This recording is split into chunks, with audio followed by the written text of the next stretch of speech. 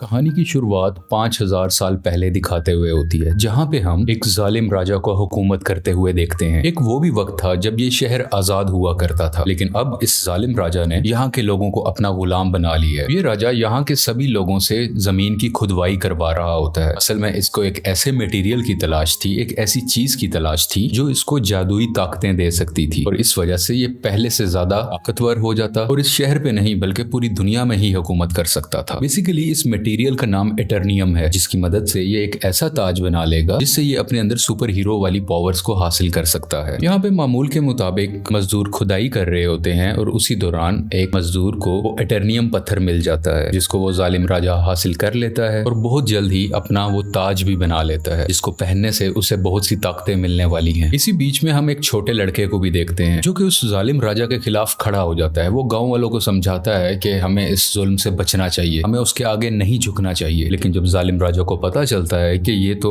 मेरे खिलाफ खड़ा हो रहा है, तो वो उसे मारने का हुक्म दे देता है। और जैसे ही उसको मारा जा रहा होता है तो वो लड़का एकदम से गायब हो जाता है और एक ऐसी जगह पे आ जाता है जहाँ पे बहुत से देवता बैठे हुए थे। ये 6 गॉड्स या देवता इस बच्चे को कहते हैं कि तुमने हिम्मत की, हमें बहुत अच्छा लगा, इसलिए हम तुम्हें एक ऐसी पावर देने जा रहे हैं जिससे तुम एक लफ्ज शज़ाम बोलोगे तो तुम्हारे अंदर हम सब की पावर्स आ जाएंगी और तुम इतने ताकतवर बन जाओगे कि तुम आराम से उस जालिम राजा को हरा सकते हो। ये छोटा लड़का करता भी ऐसे है, वो शज़ाम बोलता है और बहुत ज्यादा पावरफुल बन जाता है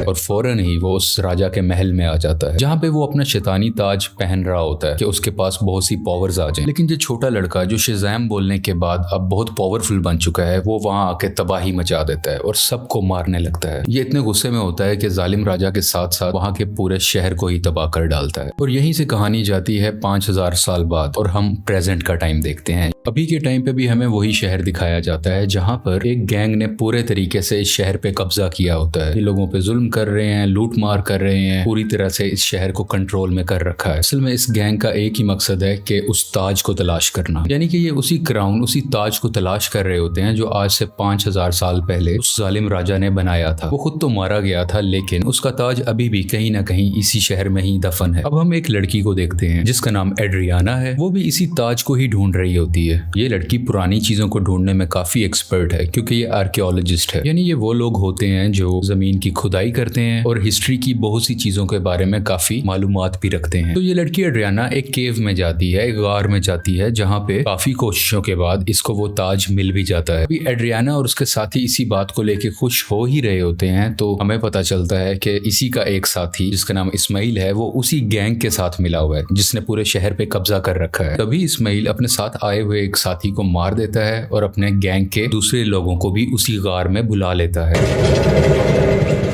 अब लोग इसकी तरफ गन पॉइंट करते हैं और उसे कहते हैं कि एड्रियाना, हमें तुम वो ताज दे दो। तभी ये लड़की नीचे देखती है और वहां पे कुछ वर्ड्स लिखे होते हैं। जब ये उसे पढ़ती है तो इसके मुंह से निकल जाता है शज़ाम। ये लफ्ज बोलते ही वहां पे ब्लैक एडम आ जाता है और वहां पे आए हुए सब गुंडों को मारने लगता है। इतना मारता है कि वहां पे कोई भी नहीं बच पाता। जबकि रही बात इस्माइल की, जो गुंडों के साथ मिला हुआ था, वो वहां पे मरने का नाटक करता है, इसलिए उसकी जान यहाँ पे बच जाती है। क्योंकि एड्रियाना ने ब्लैक एडम को जिंदा किया होता है, दोबारा से जगाया होता है, तो वो उसको कुछ भी नहीं कहता। अभी ब्लैक एडम वहीं पर होता है कि गैंग के कुछ और लोग आ जाते हैं और उस पर एक स्पेशल वेपन से अटैक करते हैं। ये वेपन उसी एटर्नियम मटेरियल से बना होता है जिसकी मदद से वो ताज भी बना था। और जैसे ही ये मिसाइल ब्लैक एडम को लगता है तो उसे वाकई दर्द महसूस होती है। ब्लैक एडम उस मारने वाले गुंडे की तो जान ले लेता है, लेकिन उस रॉकेट या उस छोटे से मिसाइल के लगने की वजह से खुद भी बेहोश हो जाता है। तो हमें यहाँ पे ये पता चलता है कि एटर्नियम ऐसा मटेरियल है जो ब्लैक एडम की कमजोरी है और इसी मटेरियल से ब्लैक एडम को मारा भी जा सकता है। तो ये देखते हुए एड्रियाना काफी परेशान हो जाती है और वो ब्लैक एडम को अपने घर ले जाती है। जैसे ही ब्लैक एडम को होश आता है तो वो यहाँ पे एड्रियाना के बेटे से मिलता है। ये बच्चा ब्लैक एडम को कहता है कि आप 5000 साल से उस गार के अंदर बंद थे, अब क्योंकि हमारा शहर गुलामी बसर कर रहा है, वो गैंग हमें जीने नहीं दे रहा, तो आप हमारे लिए एक मसीहा बन के आए हो, आप ही हमारे शहर को उस गैंग से बचाओगे। ब्लैक एडम को यहाँ पे कोई फर्क नहीं पड़ता। वो कहता है कि आज से 5000 साल पहले ये मेरा शहर हुआ करता था, अब यहाँ पे सब कुछ बदल चुका है, तो इस शहर को बचाने के लिए मैं रिस्पॉन्सिबल नहीं हूँ, मुझे इस शहर और यहाँ के लोगों से कोई मतलब नहीं है। और ये बात कहते ही वो घर से बाहर आ जाता है और शहर में फिरने लगता है और शहर को देखने लगता है। इसके बाद हम एक फीमेल लीडर को देखते हैं जिसका काम इस दुनिया में आने वाले सुपर हीरो और सुपर विलन्स को रोकना होता है। दुनिया में ऐसे हालात रखने होते हैं जिसकी वजह से आम लोगों को कोई मुश्किल ना आए और हमारी जमीन को भी कोई खतरा ना हो। वो यहाँ पे एक सुपर हीरो हॉकमैन से बात कर रही होती हैं। कहती हैं कि ब्लैक एडम अब वापस आ चुका है और उसे अगर रोका ना गया वो पहले की तरह इस बार भी बहुत ज्यादा तबाही मचा सकता है, और वो अगर पागल हो गया, वो गुस्से में आ गया, तो उसको रोकना लगभग नामुमकिन है। हॉकमैन इस चीज के लिए राजी हो जाते हैं और अपनी टीम इकट्ठी करते हैं जिसमें और भी बहुत से सुपर हीरोज शामिल होते हैं और सब मिलकर ब्लैक एडम को पकड़ने के लिए निकल जाते हैं। दूसरी तरफ उस गैंग के कुछ लोग एड्रियाना के घर पहुंच जाते हैं क्योंकि उन्हें पता था वो ताज अभी भी उसी के पास है, तो वो ताज लेने ही गए थे। और जैसे ही वो लोग एड्रियाना की फैमिली पे हमला करने वाले होते हैं तो ब्लैक एडम्स वहां पे उनको बचाता है और उस गैंग के लोगों को एक बार फिर से मार डालता है।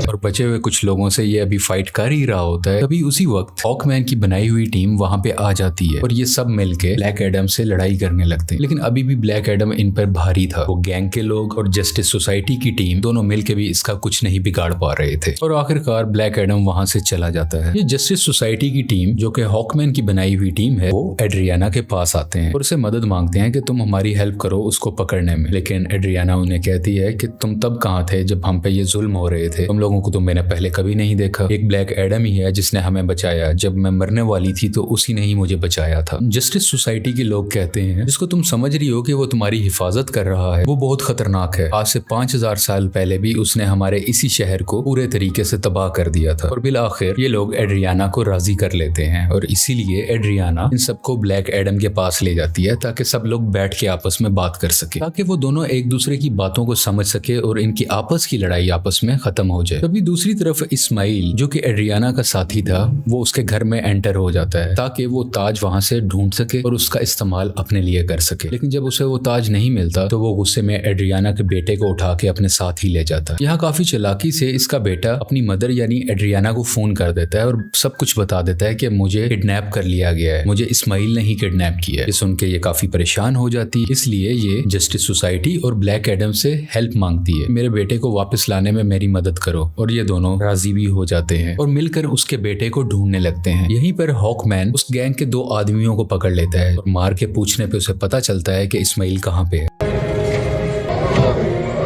इस्माइल ने उसके बेटे को एक खुफिया जगह में रखा है जो कि एक रेगिस्तान में है। और जब ये सब यानी ब्लैक एडम और जस्टिस सोसाइटी उस जगह पर पहुंचते हैं तो देखते हैं कि इस्माइल ने उसके बेटे पे गन पॉइंट की हुई है। और यहाँ पे इस्माइल एक राज बताता है कि वो गैंग जो पूरे शहर में तबाही मचा रहा है उसका लीडर मैं ही हूँ और ये सब गुंडे मेरे लिए ही काम करते हैं। इसलिए वो एड्रियाना को कहता है कि अगर तुम्हें अपने बेटे की जान बचानी है तो मुझे वो ताज दे दो। तो ये परेशान माँ उसको वो ताज दे देती है ताकि उसके बेटे की जान बच सके, लेकिन इसके बावजूद भी वो उस बच्चे पे गोली चला देता है। और जैसे ही ब्लैक एडम ये देखता है तो वो तेज स्पीड से उड़ता हुआ उसके आगे आकर उस बच्चे की जान बचा लेता है और यहाँ पे इस्माइल को अपनी लाइटनिंग से जला के मुकम्मल तरीके से खत्म कर डालता है। यहाँ पे ब्लैक एडम भी हॉकमैन से मिलता है और उसको एक बहुत बड़ा राज बताता है कि आज से 5000 साल पहले वो लड़का जिसने उस जालिम राजा के खिलाफ आवाज उठाई थी वो मैं नहीं था बल्कि वो मेरा बेटा था। और जब जालिम राजा मेरे बेटे को मार रहा था तो वो उसी वक्त वहीं से गायब हो गया था। इस चीज को देखते हुए जालिम राजा को बहुत गुस्सा आया क्योंकि अब वो मेरे बेटे को तो ढूंढ नहीं पा रहा था, तो उसने मुझे मेरे घर वालों को पकड़ लिया और हमें बहुत मारा पीटा। हमें इतने बुरे तरीके से मारा गया कि शायद कोई जानवरों पे भी ऐसा सलूक नहीं करता। देखते ही देखते मेरी वाइफ वहीं पर मारी गई और मैं भी तकरीबन मरने ही वाला था, तभी मेरा बेटा मेरे पास वापस आ गया जिसके पास बहुत सी शक्तियां थी, बहुत सी पावर्स थी और उसने अपनी सारी पावर्स मुझे दे दी, यानी कि अब सारी पावर्स मेरे अंदर आ चुकी थी। अभी हम दोनों बात कर ही रहे थे तभी जालिम राजा के लोगों ने एक बार फिर से हम पे हमला कर दिया। वहां पे मैं तो बच गया क्योंकि मेरे पास बहुत सी पावर्स थी, लेकिन मेरा बेटा मेरी आंखों के सामने ही मारा गया। अपने बेटे को मरता हुआ देख के मैं आग बगूला हो गया, यानी मुझे बहुत गुस्सा आ गया और मैंने जालिम राजा और उसके लोगों को तो मार दिया, लेकिन वो पावर्स, वो शक्तियां मेरे काबू में नहीं रही, मैं उन्हें कंट्रोल ही नहीं कर सका और देखते ही देखते ये पूरा शहर मेरे ना चाहते हुए तबाह हो गया। मेरा ऐसा करने की वजह से उन देवताओं ने, जिन्होंने मेरे बेटे को शक्ति दी और वो शक्ति अब मेरे पास है, वो बहुत नाराज हो चुके थे कि मैंने अपनी पावर का मिसयूज किया है, मैंने अपनी पावर को कंट्रोल में नहीं रखा। इसीलिए उन्होंने मुझे उस केव में बंद कर रखा और मैं कई हजार साल तक उस केव, उस गार के अंदर बंद रहा। जब एड्रियाना ने आके नाम लिया तो मैं एक बार दोबारा से जिंदा हो गया। यहाँ पे ब्लैक एडम को अभी भी बहुत अफसोस होता है कि उसकी वजह से पहले भी बहुत ज्यादा तबाही मची और अब भी बहुत ज्यादा तबाही मची है, बहुत से लोग मारे गए। ये वो हॉकमैन को कहता है कि मैं सरेंडर करना चाहता हूँ, मैं अपनी पावर्स को खत्म करके तुम लोगों के हवाले करना चाहता हूँ ताकि मेरी वजह से किसी को कोई नुकसान ना पहुंचे। इसके बाद ब्लैक एडम शज़ैम का वर्ड बोलता है, जिससे वो वापस से अपनी एक नॉर्मल फॉर्म में आ जाता है, यानी वो एक नॉर्मल इंसान बन जाता है जिसके पास इस वक्त सुपर पावर्स नहीं है। और जब तक ये दोबारा शज़ैम नहीं बोलेगा तब तक ये वापस से ब्लैक एडम नहीं बन सकता। इसलिए ये इनसे रिक्वेस्ट भी करता है, तुम मेरे साथ कुछ ऐसा करो कि मैं दोबारा से ये वर्ड बोल ही ना सकूं। आखिरकार ब्लैक एडम को पानी के अंदर डाल दिया जाता है और उसके मुंह में एक ऐसी डिवाइस लगा दी जाती है जिस वजह से ये बोल ही ना पाए। ये एक छोटी सी जेल होती है जिसमें ब्लैक एडम को बंद कर दिया जाता है। दूसरी तरफ हमें इस्माइल को दिखाया जाता है जो कि मर चुका था और अब वो हेल के अंदर आ गया है। इस्माइल को एक बात शुरू से पता थी कि अगर वो उस ताज की ताकत को हासिल करना चाहता है तो उसका तरीका ये है कि उसको वो ताज अपने हाथ में पकड़ना होगा और उसी वक्त कोई ना कोई उसको मारे ताकि वो मर के हेल में आ जाए, यानी कि जहन्नुम में आ जाए और वो हेल के डीमन से यहाँ पे मिल सके जिनसे वो पावर हासिल कर सके। ये सारी बातें इस्माइल शुरू से ही जानता था, इसीलिए उसने ब्लैक एडम को उकसाया कि मैं जैसे ही एड्रियाना के बेटे को मारूंगा ब्लैक एडम आके उसे बचाएगा और मुझे मार डालेगा और उसी वक्त ताज भी उसके हाथ में ही था। ये सब बातें ये शुरू से जानता था और सब कुछ इसके प्लान के मुताबिक ही हो रहा था। यहाँ हेल के डीमंस इस्माइल से मिलते हैं और उसको अपनी पावर्स दे देते। पहले जैसा इंसान नहीं था, ये सबाक बन चुका होता है। ये इन पावर्स के साथ इस दुनिया में आ जाता है और हर तरफ तबाही मचाने लगता है। जैसे ही जस्टिस सोसाइटी को इसके बारे में पता चलता है तो वो इसके मुकाबले के लिए इसके सामने आते हैं। यहाँ पे काफी देर लड़ाई चलती रहती है, लेकिन सबाक क्योंकि बहुत ज्यादा पावरफुल था, ये सब मिल के भी उसको नहीं रोक पा रहे थे। इसी जस्टिस सोसाइटी के एक और टीम मेंबर जिनका नाम डॉक्टर फेट है, वो अपनी मल्टीपल फॉर्म्स में आते हैं, मुख्तलिफ पावर्स का इस्तेमाल करते हुए सबाक को मारने की कोशिश करते हैं, लेकिन फिर भी कामयाब नहीं होते और बहुत जल्द ये सब समझ जाते हैं कि सबाक को ब्लैक एडम के अलावा और कोई नहीं हरा सकता। इसलिए वो यहाँ पे टेलीपैथी के जरिए ब्लैक एडम से बात करने लगते हैं, को बताते हैं कि हमें तुम्हारी हेल्प की जरूरत है और ये लोग यहीं से उसकी काफी हेल्प भी करते हैं ताकि वो खुद को आजाद करवा सके। वहां से निकलते ही वहां के कुछ सोल्जर्स को मारता है,